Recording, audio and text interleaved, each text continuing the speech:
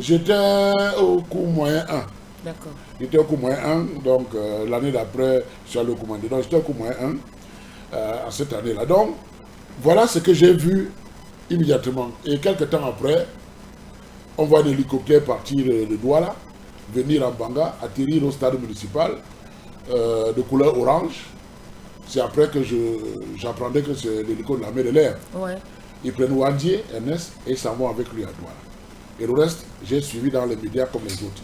Ça, c'est la partie que j'ai vue. Et comme à cette époque-là, je ne pouvais pas discuter d'un certain sujet, de certains types de sujets avec mon père, j'étais encore jeune.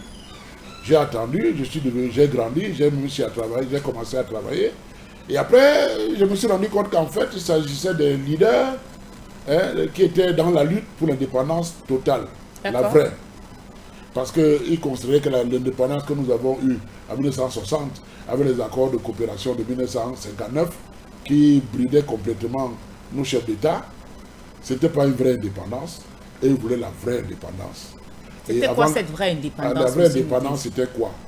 Réunification avec le NOSO actuel, et liberté, souveraineté totale, sans qu'il y ait une mainmise du colon, parce que les accords de coopération mettaient sous tutelle toute forme de vérité de développement de nos pays africains.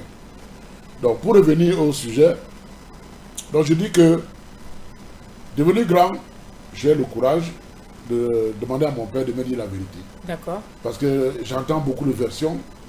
Quelle est sa version, lui, qui était le sous-préfet de la ville, le maire de la ville, le président du tribunal coutumier de la ville de Mbanga, 70-75.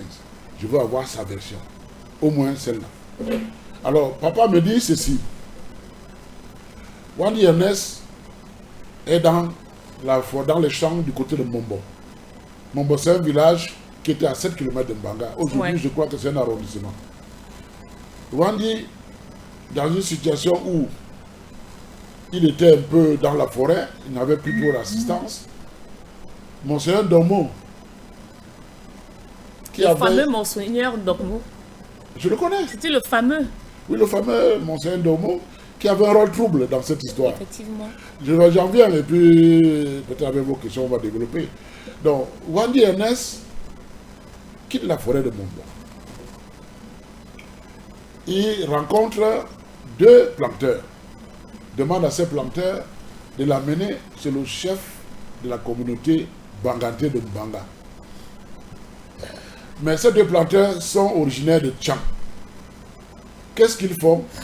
Ils prennent Wandier, ils amènent Wandier chez le chef de la communauté Tchang,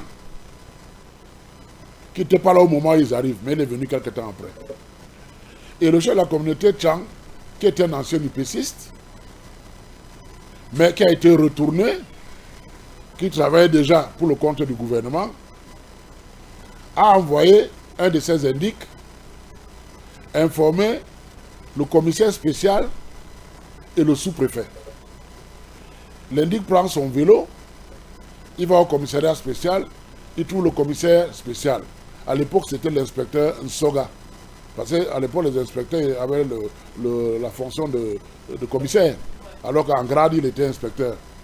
Alors, il trouve Nsoga, il lui dit, il y a un monsieur qui se présente là-bas, c'est le chef Tchang, que c'est lui Wandi Ernest.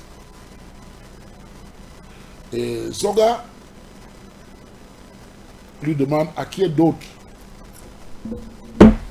vous avez donné cette information. Il lui dit personne. Après vous, je peux avoir le sous-préfet. Alors, l'indicateur quitte le commissariat spécial, il va à la sous-préfecture qui n'était pas très loin. Il informe mon papa de ce qu'il y a un monsieur qui est au quartier 6, je crois, si je me trompe, c'est le chef Tchang, qui dit qu'il s'appelle Wandi Ernest. Ouais. Alors papa lui demande aussi, à qui est-ce d'autre tu en as parlé? L'indicateur dit à mon père, au commissaire spécial. Et c'est là où, un côté que même le commissaire spécial ne connaissait pas, c'est que quand Aïdjo demande d'affecter ce commissaire spécial en Banga, il y a des raisons bien précises. Mon père me dira que on lui a dit que ce commissaire spécial est un UPCiste pur et dur. étant en fonction en Banga, il ne pourra en aucun cas livrer les UPCistes. Il va plutôt chercher à les aider, à les assister. Mais on l'envoie en Banga, pourquoi? Parce qu'on demande à mon papa de mettre des gens derrière lui, de telle manière que lui, en allant essayer d'aider les UPCistes, va permettre qu'on atteigne les UPCistes, et particulièrement Wandi Ernest. D'accord.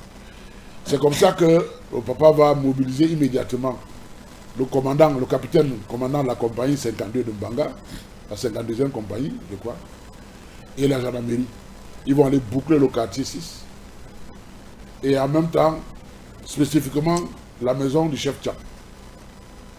Pendant ce temps, le commissaire spécial Soga était déjà sur le chef Tchad, dans une chambre avec Wandi.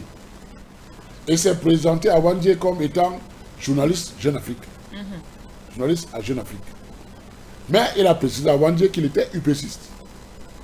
Comme Wandi lui-même. Comme Wandi lui-même. Donc ça a rassuré Wandi, qui a commencé à lui parler.